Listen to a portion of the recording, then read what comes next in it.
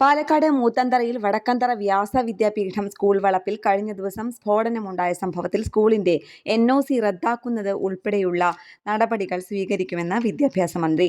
NOC റദ്ദാക്കാതിരിക്കാൻ കാരണം കാണിക്കൽ notice നൽകാൻ പാലക്കാട് ജില്ലാ വിദ്യാഭ്യാസ ഉപഡയറക്ടർക്ക് നിർദ്ദേശം നൽകി.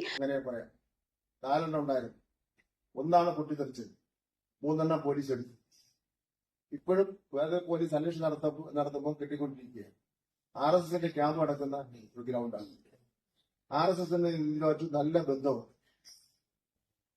എനിക്ക് തോന്നുന്നു വരാൻ പോകുന്ന തെരഞ്ഞെടുപ്പിനെ കണ്ടുകൊണ്ട് ബോംബ് തയ്യാറാക്കി ഇതിനെ കുറിച്ചിടുകയായിരുന്നാണ് എനിക്ക് തോന്നുന്നത്, ആവശ്യത്തിലെടുക്കാൻ വേണ്ടി. അപ്പൊ ഇതിലെ ഒരു കാര്യം ഞാൻ വിദ്യാഭ്യാസ ഡെപ്യൂട്ടി ഡയറക്ടർക്ക് നിർദ്ദേശം കൊടുത്തു. CBSE സ്കൂളായതുകൊണ്ട് മറ്റു നടപടി എടുക്കാനുള്ള അധികാരാവകാശം ഞങ്ങൾക്കില്ല. പക്ഷെ NOC കൊടുക്കുന്നത് ഞങ്ങളാണ്, നോൺ ഒബ്ജക്ട് സർട്ടിഫിക്കറ്റ് കൊടുക്കുന്നത് ഞങ്ങളാണ്. അത് ഏത് വിദ്യാലയത്തിലാണ്. അപ്പൊ അതുകൊണ്ട് ഈ വിദ്യാലയങ്ങളിൽ ക്യാമ്പ് ബോംബുകളിൽ ഇത്തരം സ്ഫോടക വസ്തുവും ഉഗ്ര സ്ഫോടന ശേഷിയുള്ള ബോംബുകളും പൊട്ടിത്തെറിച്ച സാഹചര്യത്തിൽ അത് മാനേജ്മെന്റും സ്കൂളും അറിയേണ്ട കാര്യമാണ്.